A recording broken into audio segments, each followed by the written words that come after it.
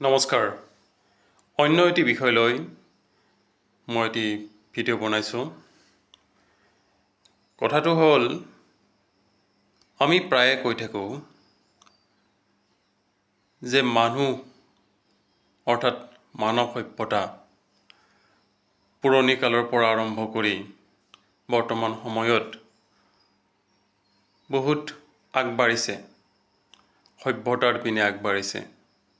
আগৰ মানুহবিলাক, পুৰণি কালৰ মানুহবিলাক শিক্ষিত নাছিল, অন্ধবিশ্বাসী আছিল, কিন্তু এতিয়া মানুহবোৰ আত্মবিশ্বাসী হ'বলৈ ধৰিছে আৰু সভ্যতাৰ পিনে আগবাঢ়িছে, শিক্ষিত হৈছে।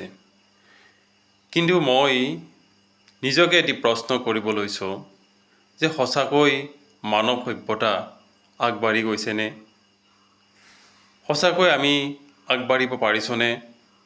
যদি সঁচাকৈ আগবাঢ়ি গৈছোঁ, পুৰণি কালৰ সেই বহু হাজাৰ বছৰ আগৰ সভ্যতাতকৈ যদি আমি এতিয়া আগবাঢ়ি গৈছোঁ, তেতিয়াহ'লে সমাজত এইবিলাক হত্যাকাণ্ড, ধৰ্ষণ, বিভিন্ন ধৰণৰ অপসংস্কৃতি কিয়?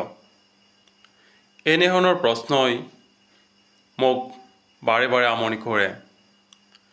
কিয় এই সমাজত মানুহে এখন দেশে সিখন দেশৰ লগত যুদ্ধ কৰিবলগীয়া হৈছে, বিভিন্ন ধৰণৰ পাৰমাণৱিক বোমাৰ ভাবুকি দিবলগীয়া হৈছে, যুদ্ধত মানুহ মৃত্যু হ'বলগীয়া হৈছে, হেজাৰ হেজাৰ সৈনিকে প্ৰাণ ল'বলগীয়া হৈছে?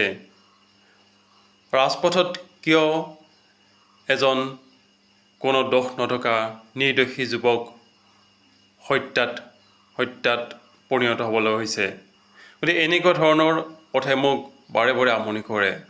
সমাজত কিয় এনেকুৱা কিছুমান অপসংস্কৃতিয়ে বিৰাজ কৰিছে? মই গোটেই দিশবিলাক ক'বলৈ ওলাইছোঁ। অকল আমাৰ সাধাৰণ গাঁৱলীয়া সমাজৰ কথাই ক'বলৈ ওলাই নাই। যিবিলাক আন্তৰ্জাতীয় বিবাদ, আন্তৰ্জাতীয় যিবিলাক সমস্যা, সেইবিলাক কিয় আমি ভালদৰে সমাধান কৰিব পৰা নাই? এনেধৰণৰ প্ৰশ্নই মোক বাৰে বাৰে আমনি কৰে।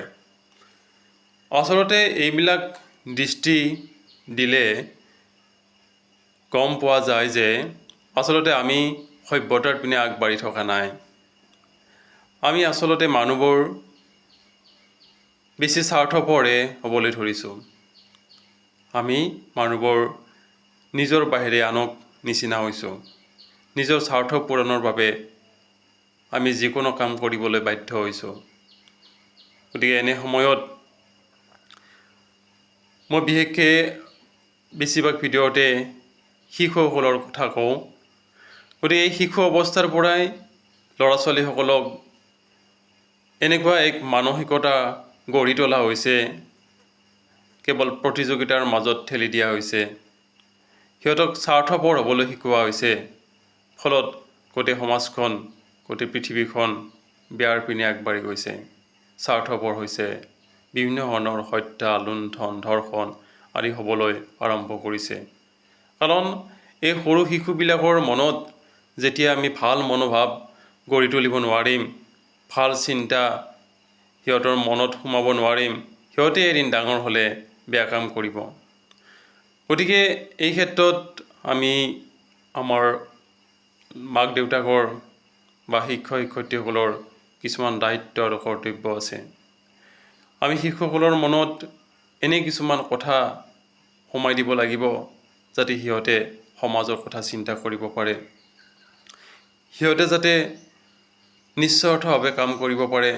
সিহঁতৰ মনত যাতে কোনো ধৰণৰ বেয়া ভাৱ উদয় নহয়, সেইটো কথা আমি চিন্তা কৰিব লাগিব। আমি প্ৰত্যেকে শিশুসকলক এনেদৰে গঢ়ি তুলিব লাগিব যাতে সিহঁতে কোনো ধৰণৰ বেয়া কাম ভৱিষ্যতে কৰিব নোৱাৰে। সেই কথাখিনি আমি সৰুৰে পৰা ল'ৰা ছোৱালীসকলক, ছাত্ৰ ছাত্ৰীসকলক, শিশুসকলক বুজাব লাগিব। আৰু বিভিন্ন কৌশল প্ৰয়োগ কৰি, বিভিন্ন পদক্ষেপ গ্ৰহণ কৰি, বিভিন্ন পৰিৱেশ সৃষ্টি কৰি আমি ছাত্ৰ ছাত্ৰীসকলক, শিশুসকলক, সৰু সৰু ল'ৰা ছোৱালীসকলক বুজাব লাগিব।